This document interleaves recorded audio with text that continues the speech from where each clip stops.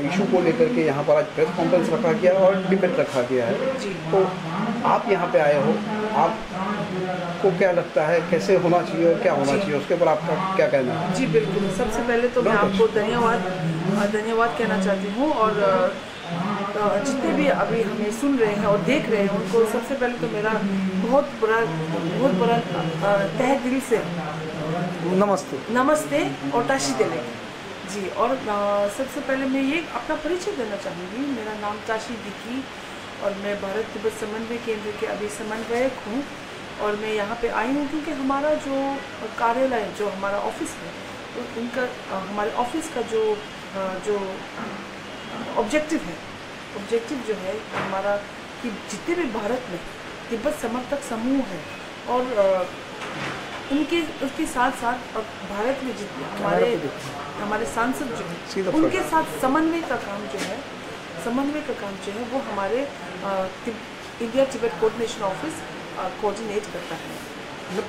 India में ऐसे तिब्बत के जैसे महाराष्ट्र में, मुंबई में ऐसे कितने लोग रहते होंगे यहाँ पर तिब्बत से रिलेटेड लोग, वहाँ के तिब्बती लोग?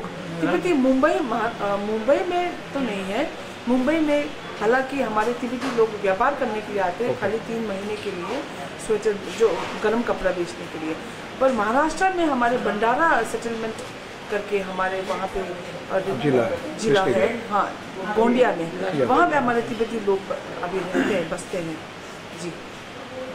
तो अभी आप क्या चाहते हैं? जी अभी हम यहाँ पे प्रेस क्लब में, या हमारी भारत में, हमारे मुंबई में, स्पेशली मुंबई में तिब्बत समर्थक समूह की बैठक हमने रखा है, ताकि हम लोग आपस में चर्चा करके तिब्बत के मुद्दे के ऊपर और तिब्बत का समाधान के लिए हम लोग जागरूकता के साथ साथ हम आगे अपने भारत सरकार को कैसे हम प्रस्ताव रखें, और उनके बारे में विषय उठाने के लिए आवाज़ जो हम असल में क्या मुद्दा है? असल में मुद्दा ये है कि हमने तिब्बत एक स्वतंत्र देश हुआ करता था, और चीन अभी यही नैरेटिव पूरे दुनिया में कह रहे हैं कि तिब्बत चीन का हिस्सा है।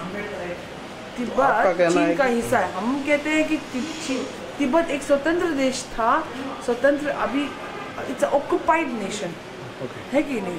चीन ये कहता है कि Tibet is part of China, Tibet was never independent country. तो आप क्या, फिर अगर आप इसी बात से ही, स्टेटमेंट से आप समझ लीजिए, अगर कोई कहता है कि part of never an independent country, part of China, मतलब फिर तो हम तो जो मुद्दा ही खत्म हो गया।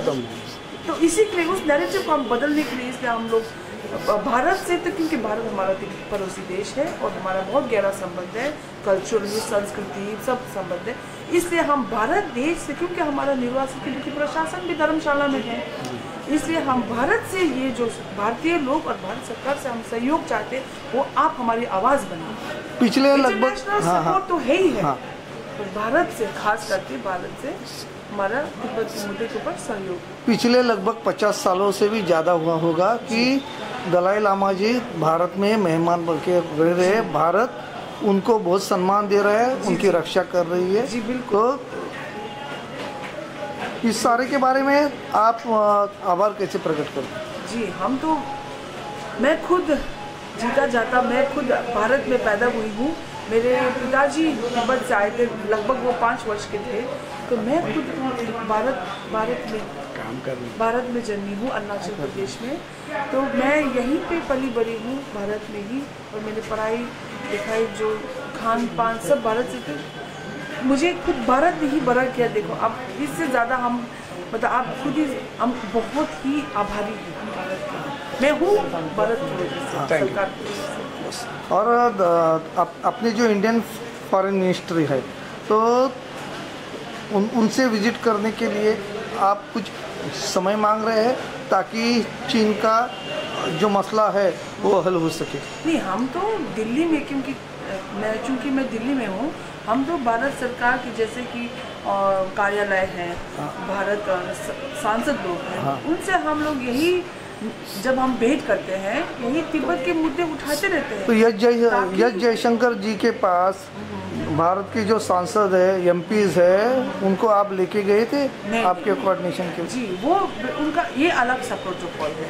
MP को लेके हम हाँ, जैसे तो अभी आपने जन जागृति की बात की, तो जो डिबेट से रिलेटेड, डिबेट से सपोर्टर जो है उनको आप क्या कहना चाहेंगे चैनल के माध्यम से? जी, मैं तो यही कहना चाहूँगी, अभी तक जो आपने समर्थन दिया है इसका मैं बहुत बड़ा आभार, मतलब दिल से आभारी हूँ। मैं पूरे तिब्बत के भाइयों बहनों और अपने निर्वासित तिब्बती प्रशासन की ओर से आप दिल से मतलब धन्यवाद प्रकट करती हूँ। और आगे और आप लोगों की 100 आवाज़ और 1000 करोड़ों आवाज़ में बहुत अंतर है। तो अभी 100 लोग जुड़े हैं तो हज़ारों करोड़ों आंकड़ों के हम भारत में अरबों लोग हैं। तो आप सब अगर हमारी आवाज़ बनेगी तो आप बिल्कुल समझ सकते हैं कि चीन पर कितना प्रेशर पड़ेगा, ताकि वो हमारे साथ अहिंसात्मक डायलॉग थ्रू डायलॉग तिब्बत के समाधान के ऊपर चर्चा करें। धन्यवाद मैम, थैंक यू। वो जरा